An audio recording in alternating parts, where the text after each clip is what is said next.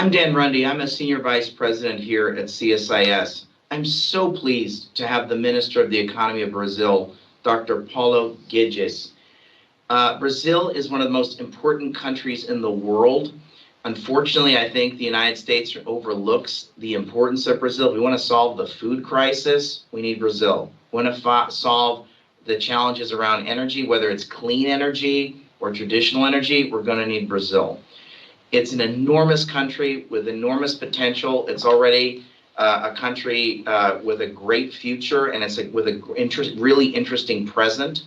I think there's a really interesting story to tell, and I think the minister is going to share some things that we haven't heard before in this conversation. And so I really appreciate him taking time out of his busy schedule. He's here for the spring meetings of the bank and fund. And so, Minister, tell us a little bit, how has Brazil weathered the COVID-19 pandemic? I think uniquely, I think it's done better than almost any other country in the world. Well, the numbers show that we had a very efficient response economically, and we fully vaccinated 98% of the population. So sorry, 98% of the population of Brazil is vaccinated? Fully vaccinated, 2 doses, and 40% already with the 3rd doses. So wow. COVID is practically gone.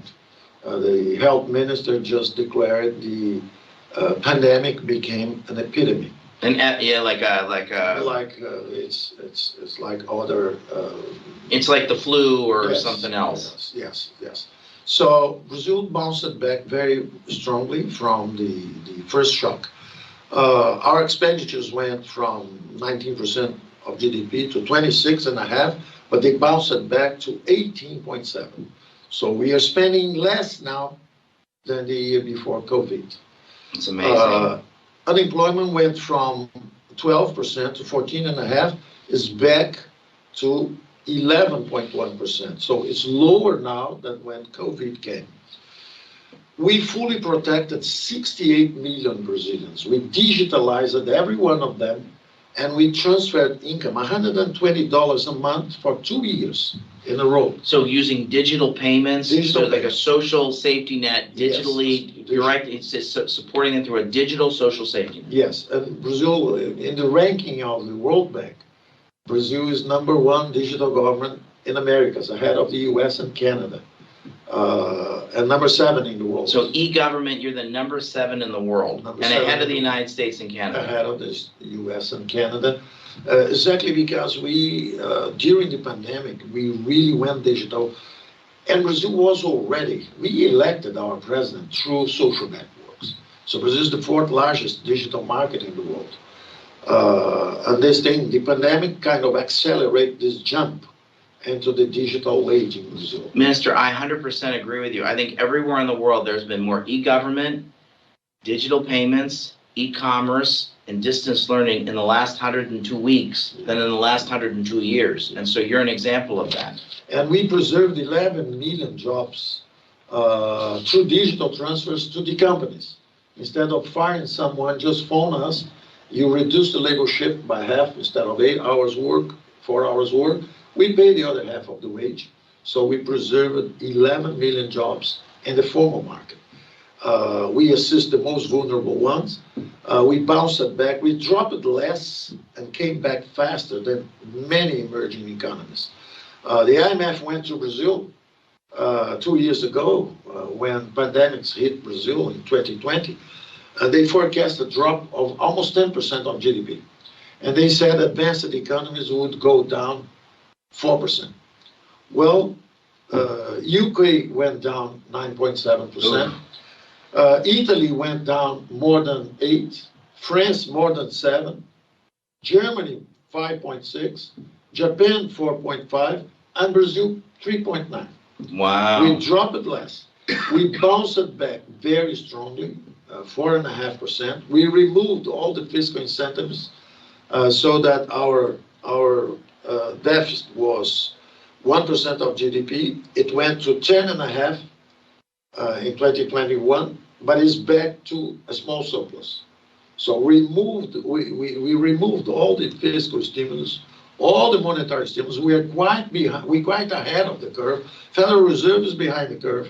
European Central Bank is behind the curve. And Brazil is already with a very high interest rates, and we probably will get out of inflation faster than the advanced economies.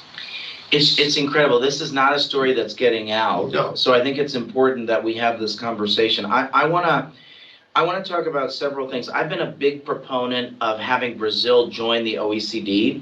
Matthias Cormann, who I think is an excellent leader of the OECD. Wonderful. A wonderful leader. And I was a big proponent of him becoming the leader of the OECD. I, in essence, largely helped support his campaign. Congratulations. Thank you, sir. Congratulations. Muito obrigado. It's a great secretary, great general De secretary. nada. So Wonderful. he's really excellent. Yes. But Minister, I also believe, and I have said for several years now, that the United States and other OECD countries should support Brazil join the OECD. OECD has made an open invitation to Peru, Argentina, and Brazil to join the OECD. Could you talk about, make the case for why Brazil should join the OECD and what are the benefits to Brazil? The time is now. You are perfectly correct in your assessment, in your judgment of the situation.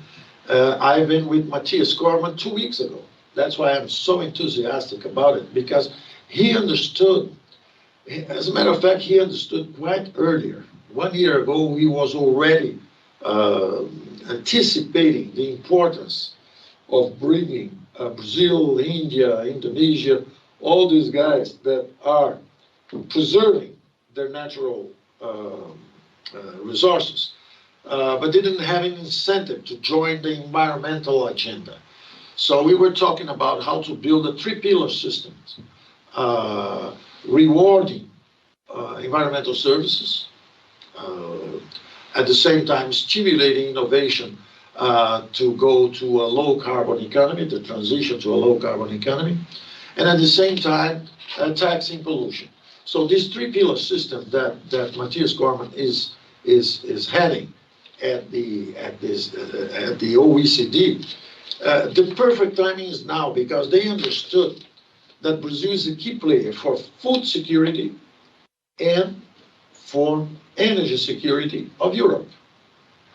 So we had a meeting there. They understood that the time is now for a session to OECD, and at the time to close the deal of Mercosur with the European Union. This was paralyzed since the Doha round 20 years ago. And then Brazil, as soon as President Bolsonaro took office, we went to Argentinians. We closed a Mercosur deal as a platform to close the European Union agreement with the Mercosur. And the time is now. Matthias Cormann and the ambassadors of the area, of the OECD member countries. Members, we talked to all of them. They understood that since Brazil is a key player, not only on the environmental agenda, but also on food security and energy security, the time is now for both agreements. One, Mercosur with European Union. Two, accession of Brazil to OECD, because then the tax will converge. There'll be a convergence on tax Convergence on taxes, convergence on regulatory frameworks, so that we can receive investments from all the double tax agreements that we have to assess. So the Secretary Pascal, in charge of the fiscal and tax policies of the OECD, 1 week after our meetings in Europe, he went to Brazil. We are working very closely together, and we have news, interesting news that you probably are not informed about, because politics is kind of, as Brazilian democracy is very noisy. And after 30 years, 3 decades of social democrats in power, for the first time, there was an alliance of conservatives and liberals in the economy, so that the center-right won the election. And so there's a lot of noise, and information doesn't go through. You probably don't know that we collected already $30 billion in signing bonus for another $200 billion of investment commitments for the next 10 to 12 years. and gas, oil, sanitation, 5G telecommunications, electricity, cabotage. So foreign companies of all over the world are showing up systematically. Every 1 or 2 weeks, we are selling something. And they line up. Privatizations. Privatizations, concessions, authorizations. Want to build a railroad, you go there, you pay a signing bonus, and you then have the right to build it and to invest. Instead of auctionings, trying to raise most cash for the government, we are doing the other way around. You just pay the signing bonus, and we favor those who are committing to make most investments. Minister, tell us about the future of Mercosur. You made some comments back in October of 2021 about the future of Mercosur. Paraguay, Uruguay, and Brazil have one vision of the future of Mercosur. Argentina has a different view. What will happen to the future? What will happen with Mercosur? Well, I think Mercosur was the first platform for continental integration. It was before NAFTA. It was before the Eurozone. It was before the Asian Pacific Alliance. But it failed. It failed because we were trading, at the beginning of our government, we were trading 1/3 of what we used to trade with Argentina and the other partners of Mercosur 4 decades ago when we launched Mercosur. So as a ratio of GDP, we were trading less today than when we launched Mercosur, which means that the platform did not work. So we went back to the Argentinians, to Uruguayans and Paraguayans and said, either this thing is to launch us for a continental integration and agreements with European unity, United States, European Free Trade Area, either we integrate or it is of no use for us, the platform. So there was an agreement that we should go in this direction. That's why we subscribed the European Union agreement with Mercosur. We are still waiting for the decision. I think the time is now. I think the Europeans now understand the important and decisive role of the region for food security and energy security. And so I think we'll have news very soon. Tell me about, I wanted you to tell a story. We were in the previous meeting, you talked about, you had visited with the government of France, and you talked about the level of trade with France in the year 2000 and the level of trade with China in the year 2000. Tell this. This is a very important fact. The growth axis of the world is changing. You still have political power, but economic power is changing hands. The emerging seven is BRICS, Brazil, Russia, India, South Africa, China. And China. Emerging seven is these 5 countries of BRICS plus Indonesia and Mexico. So the 7 largest economies of the emerging group. So the GDP of emerging 7 is larger than the GDP of G7. It's amazing. So if you take the 7 largest advanced economies, their GDP is lower than the GDP of the emerging 7. So I was talking to the French and telling them, listen, year 2000, we used to trade less than $2 billion with France, less than $2 billion with China. 20 years later, 22 years later, now we are trading $120 billion with China and only $7 billion with France. So in the year 2000, both were at $2 billion. Now it's $7 billion with France, and now it's $120 billion, 60 times greater. That's it. Which means that it's shocking. It's shocking, and it means that if we don't do something now, which is exactly the European Union and Mercosur agreement, which is exactly to move Brazil to a session on OECD, we are drifting in the other direction. We are being pulled by other directions. You have other options. We have other options. So we are selling more to the Middle East, to Southeast Asia, to China, than we used to Belgium, to France. And it is a very sad story because what happens, demographics is not favorable to Europe. Demographically, the continent is shrinking. So it is of interest of the big companies in Europe to invest looking for new markets. You have 200 million consumers in Brazil. So the CAC 100, the 40 most important companies in France, they're making a lot of money in Brazil, a lot of profits in Brazil. They're investing down there. So European companies in general, the Spanish, the French, the Germans, they're investing in Brazil. And the governments did not understand that they have to accelerate this integration move. Let me change subjects, Minister. Russia invaded Ukraine. What has been your government's position on that? Talk a little bit about that, because it has a number of implications for Brazil. Okay. Well, from a geopolitical viewpoint, what happened? Brazil condemned the invasion of Ukraine by Russia. Your president visited Putin in February. The president was visiting Putin, and the timing was not proper. But the fact is that Brazil, in the Security Council of the United Nations, voted condemning Russia twice. And then in the General Assembly vote, Brazil again voted for the third time condemning the invasion of Ukraine by Russia.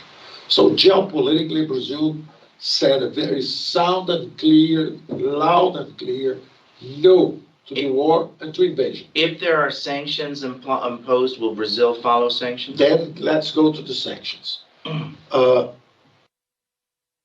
There would be no sanctions without the war. So sanctions are kind of a civilized response to the war. This is how it is politically.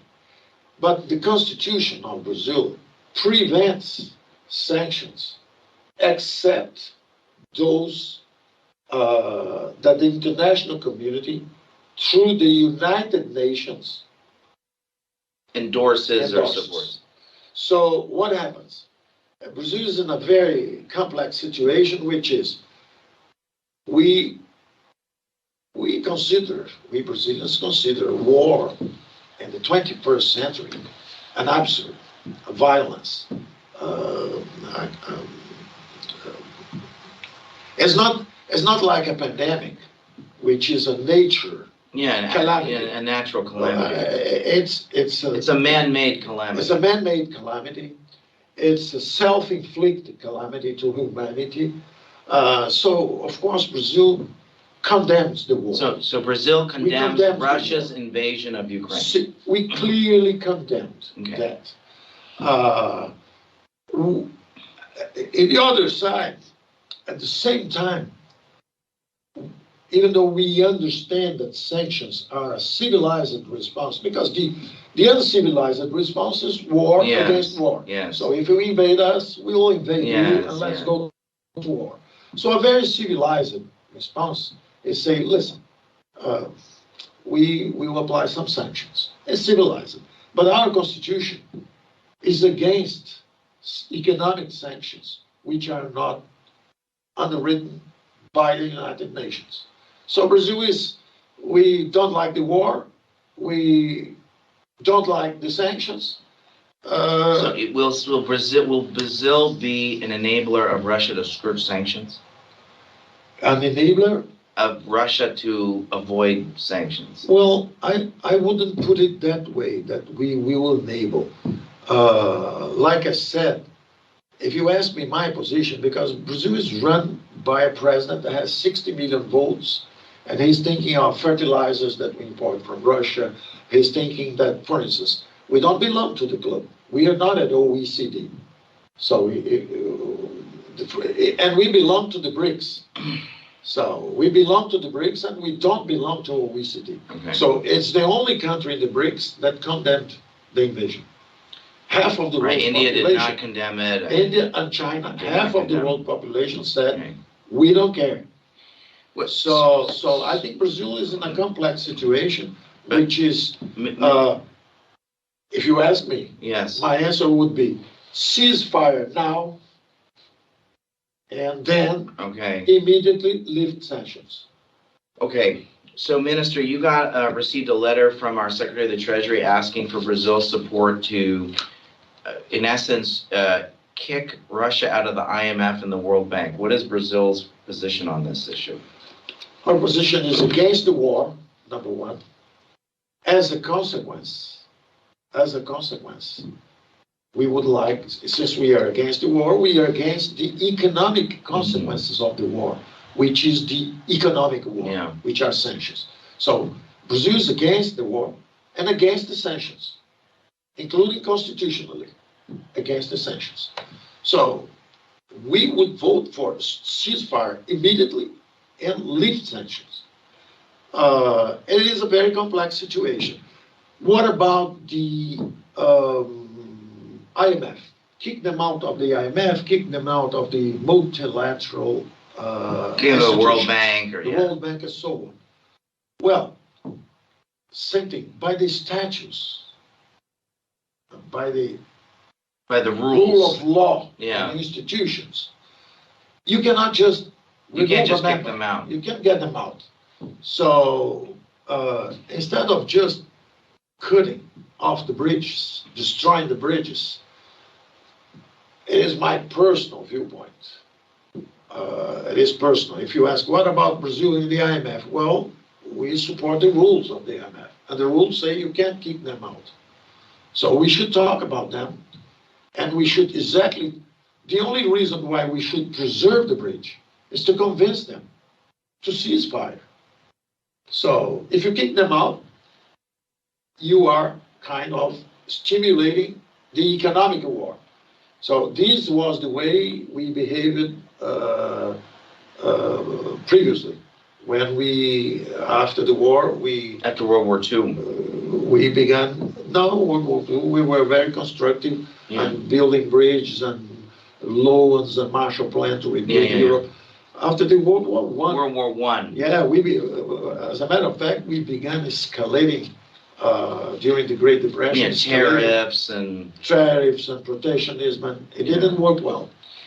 So, well, I think you'll find that there's very, very clear about the answer. Would you vote for expelling them from OECD, from the World Bank and World IMF? Bank? Not expelling them, but why should they belong if they stay at war? So the question we should ask them is, listen, if you don't respect the institutions, if you don't behave properly, because we condemn the war and the invasion, why should you stay? We cannot remove you, but why should you stay if you don't behave properly?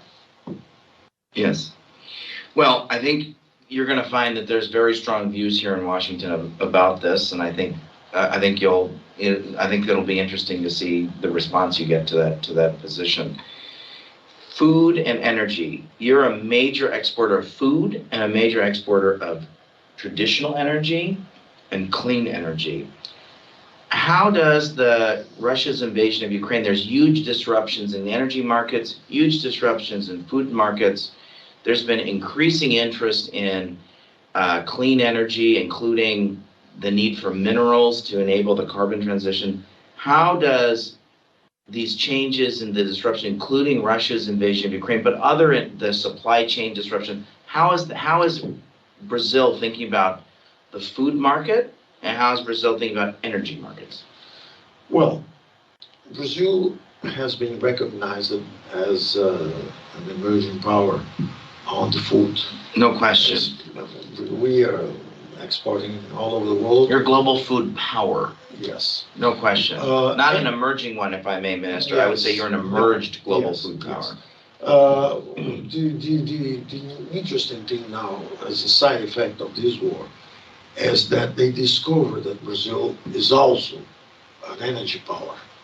Because what happens? 65% of our energy matrix is clean energy, is hydroelectric. Really? 10% more is wind, and 5% is solar.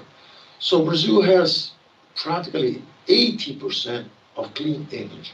Is your energy production clean? Is really a low carbon energy producer. And then comes oil and fossils with 10%. Fossil fuels, yeah. Yes, fossil fuels. This is 10%. Natural gas, which is a transition fuel. So Brazil is very well positioned to face the crisis because we have an enormous variety. The Germans are renewing the nuclear programs with us. Instead of working with Russia or others, they're working with you. Yes. So we are beginning several of these alternatives where biofuel, nuclear, wind. For instance, our president is talking about building power of 50 Itaipus. Itaipu is the largest hydroelectric. Build 50 more. With wind. Really? One Itaipu is 10% of Brazil consumption. Wow. 10%. So our president, talking to the specialists, is talking about building up to the equivalent of 50 Itaipus of wind power to export electricity. I'll be very moderate. I'll say only 10. Okay. Only 10. Only 10 is doubling our capacity. That's the ability that would allow you this to. Could be done in 5 years. And you could export that electricity. And that we call it the green hydrogen, which is considered the energy of the future in liquid form. You could export it like oil. Like LNG. Like LNG. So okay, Minister, I think my view is it is in the U.S. interest for Brazil to join the OECD. I would argue that for those who have challenges with your government, the OECD process is a way of having a structured, civilized negotiation with your government. That is perfect.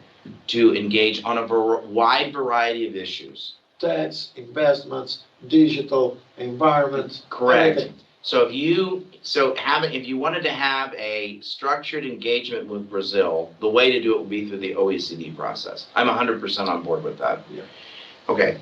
I also think if we want to solve the carbon transition, we need Brazil because of your mineral wealth. True. If we want to solve the carbon transition because of your green energy, we need Brazil. If we want to solve the food challenges of the present and the future, we need Brazil. So why is it that your government has such a hard time at getting it? I don't understand. I know why, but why don't you tell me why you think it's been difficult to get the kind of engagement that I think we need to have with your country? Well, from the very beginning, I said that our government was disrupting a very established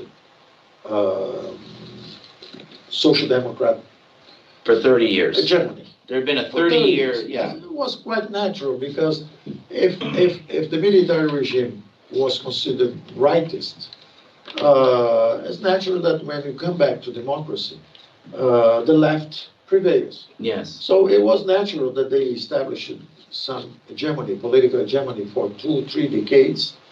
But they have the same problem. Both of them were dirigists, interventionists. They believed in central planning. These are the political parties that led Brazil over the 30 years. So even the military, at the end of the military government, they built Eletrobras, Telebras, Sidebras, Nucleabras, Portobras, all the state complex. That was very useful for 2-3 decades. But and you're in the process of you're privatizing them now. Yes, we are privatizing all these things. Minister, do you believe President Bolsonaro is going to win the re-election in the fall? In October? Goes everywhere in the country. He's acclaimed by thousands. No one in Washington believes that your president's going to win, but I've seen some things that are very interesting. I think you've seen this as well, Minister. There's a political process in Brazil where the members of Congress have an ability once a year to switch political parties. A little bit of a foreign concept here in the United States. Sure.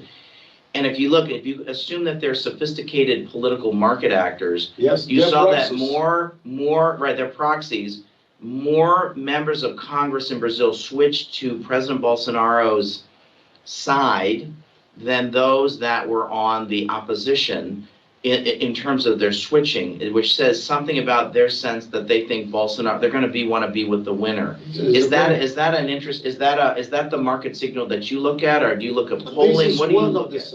Yeah. One of the signs is this massive move of the political constituents, the congressmen, moving in the direction of the parties that support the president. Yes. This is one political proxy. This is not something I've seen in the press that I saw someone share with me, and it was very called important. My attention. And it's happening. In 2018, it was one man that won the election, alone, against everybody President else. Bolsonaro. President Bolsonaro. Less than $1 billion expenditures. All social media. All social media. He won alone. He spent less than $1 million. Less than $1 million. Yeah. So I was there, I talked to them, friends of mine, entrepreneurs offering money. He said, no, ask them to build signs in the roads, just post things in favor of me. But I don't want to have close relations with anyone because we'll be disrupting the establishment. So I don't have, I don't want to owe businessmen favors. Well, this was 2018. 2020, local elections all over the country. All political parties of the center and the right won the local elections. And all the left parties lost power. So some PT lost more than 1,000 mayors. Wow. PMDB, the other leftist party, lost 700 mayors. The other PSDB lost 300 mayors. So they lost a lot of power in the elections. And I think it's going to happen again. So center and right is going up. Conservatives and what we call, it's not the typical liberal American, it's liberal in the European liberal sense. European liberal sense. The guys who like Republicans. Who are in favor of free markets. So this political wind is going higher. And in 2018 was a wake-up call. In 2020, they confirmed this movement. And now they're going to really be massive winners in this. So you believe that President Bolsonaro is going to win? President Bolsonaro goes all over the country, and he's received by hundreds of millions. And he gets out of security and embraces people and all over. And the other candidate can't go in the street. Okay. So I don't. So and the polls were giving like 20% advantage for the other candidate. Then 15%, then 10%, now it's 5%. So they have to converge to reality. Okay, and there'll be a runoff. There's highly likely to be a second round in Brazilian election, and so there'll be an election between the two, probably. Okay. So let me give you a chance to have the last word, Minister. So make the case for why investors should invest in Brazil briefly.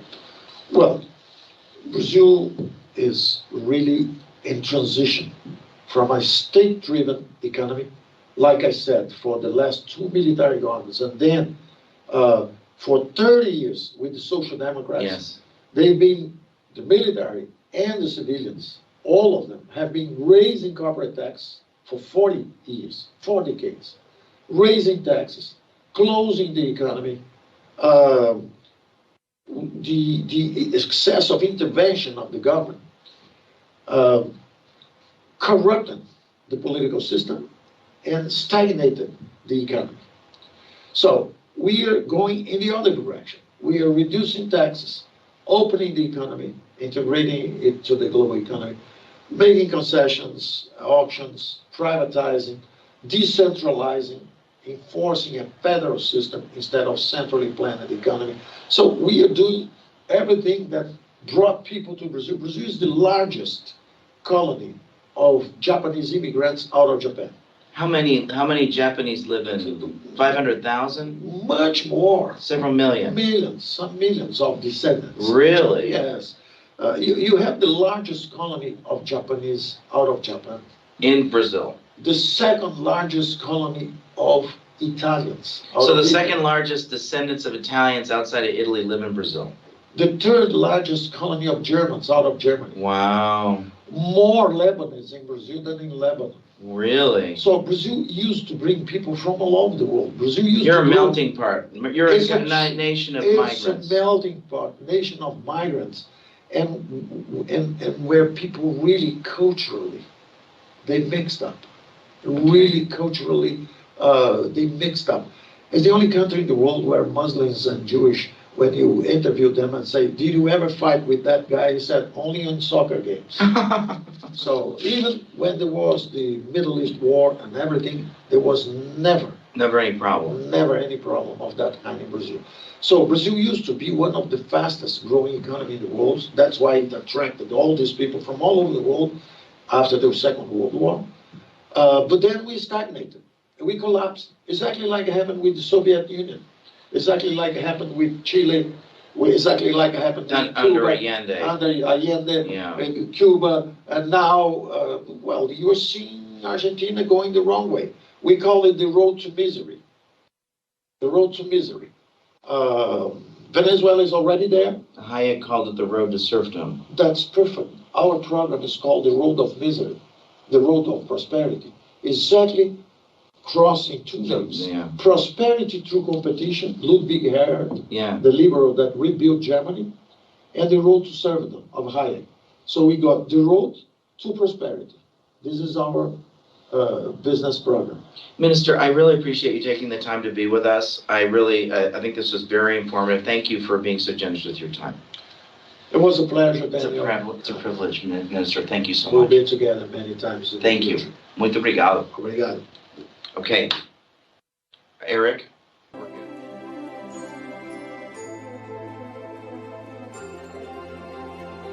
Olá pessoal, tudo bem? Aqui é o Tradutor, eu tô passando para te avisar que eu tô numa campanha para conseguir pelo menos mais 9 apoiadores. Esse canal não é monetizado, então totalmente depende de você. Eu preciso muito do seu apoio para manter esse canal atualizado e vivo, né, no ar. Os links para apoiar esse nosso projeto estão na descrição desse vídeo e no comentário fixado. Então é muito fácil e muito simples de apoiar. É graças a essas pessoas incríveis que eu posso estar trazendo conteúdo para vocês. E é isso aí pessoal, não se esqueçam de deixar seu like, seu comentário e até mais. Fui! Grande abraço.